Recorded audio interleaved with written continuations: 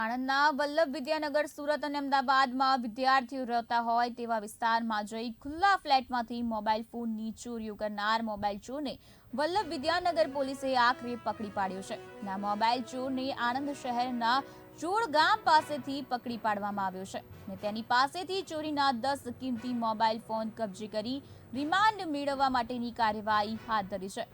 વલ્લભ વિદ્યાનગરમાં જુદા જુદા વિસ્તારમાં રહેતા વિદ્યાર્થીઓના ખુલ્લા ફ્લેટમાંથી મોબાઈલ ફોનની ચોરીની ઘટના લઈને વલ્લભ વિદ્યાનગર પોલીસે નેત્રમના સીસીટીવી કેમેરા તેમજ જુદા જુદા વિસ્તારના સીસીટીવી કેમેરાની ચકાસણી હાથ ધરી હતી.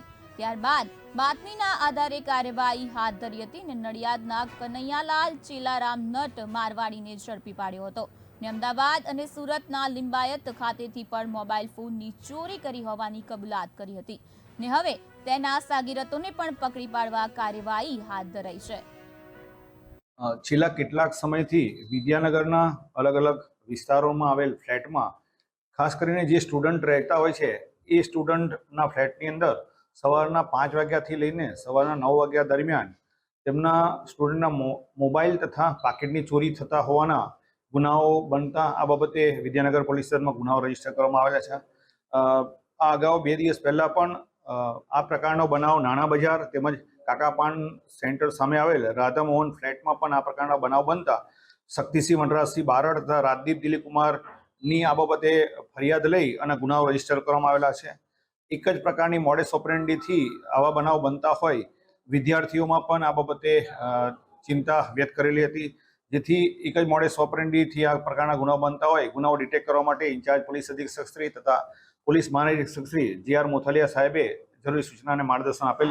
જે અનુસંધાને વિદ્યાનગરના પીઆઈ ડી.આર. ગોહિલ તેમના સ્ટાફના માણસોએ આ બાબતે વર્કઆઉટ કરેલ. તેમજ સવારના 5 વાગ્યાથી લઈને 9 વાગ્યા સુધી આ પ્રકારની એમોથી ગુનાઓ બનતા હોય વિદ્યાનગરમાં આવેલા સીસીટીવી કેમેરા તેમજ નેત્રમ સીસીટીવી કેમેરાનો ઉપયોગ કરી અને હ્યુમન રિસોર્સિસનો ઉપયોગ કરી આ બાબતે હકીકત મેળવતા અનામ હેડ કોન્સ્ટેબલ પ્રદીપસિંહ પ્રવીણસિંહ તથા ભરતભાઈ ભાનુભાઈને આ બાબતે હકીકત મળેલ કે આ ગુનામાં સંડોવાયેલ આરોપીઓ જોડ બસ સ્ટેન્ડ પાસેથી પસાર થનાર છે. જે હકીકતના આધારે આ ગુનામાં સંડોવાયેલ કનૈયાલાલ ચેલારામ નટ મરવાડી રહેવાસી નડિયાદ જવાનગર ઝુંપડપટ્ટી શાસ્ત્રીનગર સ્કૂલની બાજુમાં આવેલ છે તેને પકડવામાં આવેલો. તેનું ઇન્ટ્રોગેશન કરતા તેની સાથે સેવક અશુકભાઈ નટ મારવાડી, માંગિયા અમરસિંહ નટ મારવાડી, વિજયભાઈ મેમરભાઈ નટ મારવાડી તમામ રહેવાસી નડિયાદ જવાનગર ઝુંપડપટ્ટી આ ચારેય આરોપીઓ ભેગા મળી આ ગુનાને અંજામ આપેલ હોવાની હકીકત જણાવેલ.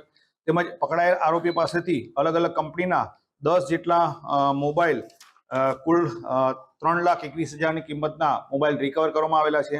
આ ગુનામાં સંડોવાયેલ અન્ય આરોપીઓને પકડી અન્ય ગુનાઓ તેઓએ કરેલ છે કે તે બાબતે પોલીસ કસ્ટડી રિમાન્ડ મેળવવાની તજવીજ હાથ ધરેલ છે.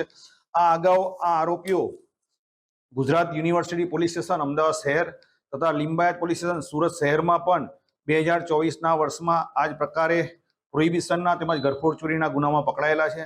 આ ગુનેગારોને મોડેસ ઓપરેન્ડી રેલવે મારફતે જે વિસ્તારની અંદર સ્ટુડન્ટ રહેતા હોય તે વિસ્તારમાં સવારે ફ્લેટમાં જઈ અને દરવાજો ખુલ્લો હોય તો એ દરવાજામાં એન્ટર થઈ અને મોબાઈલ તથા પાકીટની ચોરી કરતા હોવાની હકીકત ઇન્ટ્રોગેશન દરમિયાન જણાવેલ છે.